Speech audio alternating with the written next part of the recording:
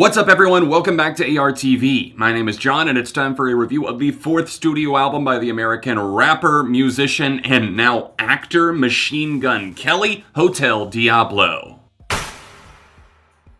It's come to my attention that I've actually never reviewed a full-length album by Machine Gun Kelly before, which is surprising considering I've known about him since 2012. Lace Up came out, there were songs like Wild Boy on there that my friends were really into. I liked a few songs, but I was never particularly engaged or entertained by his style. It always kind of felt like a cheap imitation of other artists or rappers that did it a whole lot better, and he kind of evolved from album to album, and even Bloom that came out in 2007 was vastly different than anything we had ever heard from him up to that point in his career. Then came the beef with Eminem as M dissed him on the track Not Alike featuring Royce da 5'9" on his Kamikaze album. He responded, of course, with Rap Devil, which was not a bad song, but Killshot, Eminem's response after that, it was just a nail in the coffin. And honestly, on this record, he talks once about dodging the kill shot. I don't know that he entirely did. I mean, honestly, I feel like more harm was inflicted than any good because that binge EP that he put out trying to capitalize on the success of Rap Devil, everybody talking about him for a brief moment,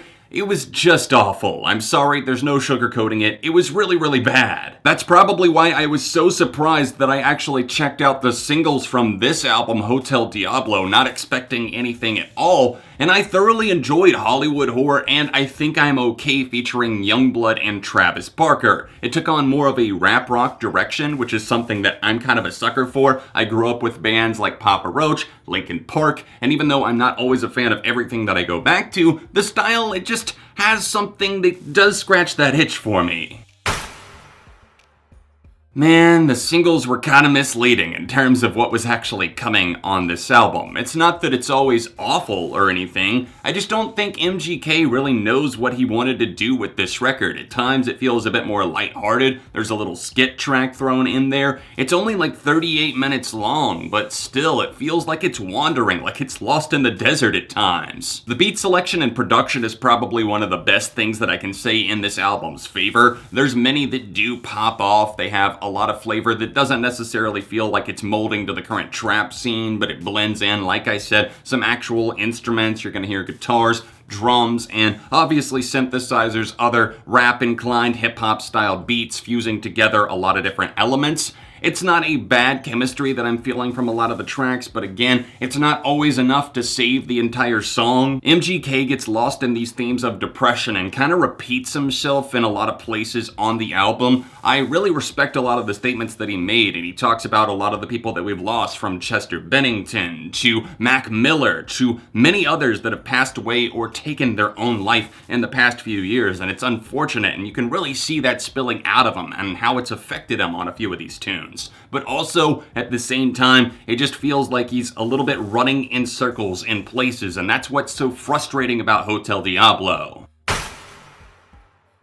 I really don't like that within the context of this album, MGK just keeps hyping up the fact that, oh, we're entering Hotel Diablo, like we're about to go down this path, like there's going to be a deep story here. And a few songs do feel slightly connected, but it just gets really irritating by the third or fourth time that he's pointing out that we're listening to and entering Hotel Diablo. We're here, I get it, we're making the references, it's fine, we're trying to stick to a theme, but it really doesn't feel like there's that big of a theme outside of the fact that you keep alluding to the fact that there is. The lack of autotune on this record is probably a response to the sharp criticism that he received for using tons of autotune on the Binge EP and albums like Bloom. I honestly hated his auto-tune stuff, and I'm glad to see him rapping and also occasionally singing on this project. It works out a whole lot better for him. He's naturally at least somewhat gifted at what he does, and a few of the tracks, like I said, Hollywood Whore, and also a track that I really enjoy, Floor 13, really push the notion of what he can do, and he excels when he's staying in that lane, and I think rap rock is pretty good to him. The beats are catchy, the hooks are solid enough, although at times they feel a little bit too wordy or else wonky. I feel like the track Waste Love featuring Madison Love was a little bit out there. It's just so shitty, as they keep saying, and everything that's going on.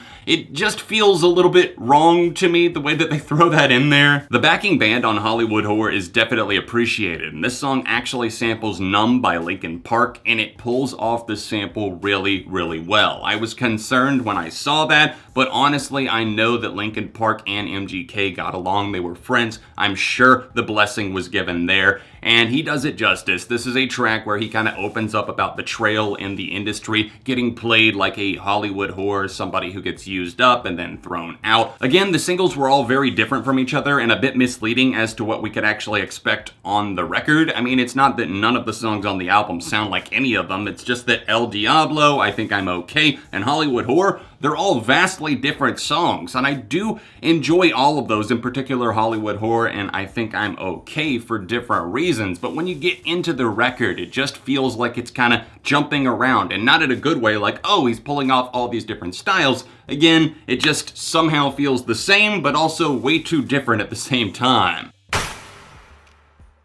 To sum up Hotel Diablo, I would say that it's pretty much a letdown. The singles implied that something better and even more brutally honest that could actually take us to new heights for MGK was coming, and while it's definitely possibly his best record to date, for me, that doesn't say all that much. His talents are there, it's just that he chooses to bury them in other things that I simply do not care about. He's rather uninteresting a lot of the time for much of this record. There's a few good songs that I definitely absolutely really enjoy. I'll continue to play those, but outside of that, I'm going to give this record a 2.5 out of 5. Let me know your thoughts on Hotel Diablo in the comment section down below, and don't forget to drop a like on the review while you're here. Help support the channel with a donation on Patreon by tapping the card in the corner of your screen here, or else the top link down below. I'd like to thank my $50 a month patrons, Brandon Barenfeld, Seth Koppisch, Josh Lincoln, and also ThreeAreEss. If you would like to see a couple of recent reviews, then tap right here, socials in the description, and I'll see you soon for more on ARTV.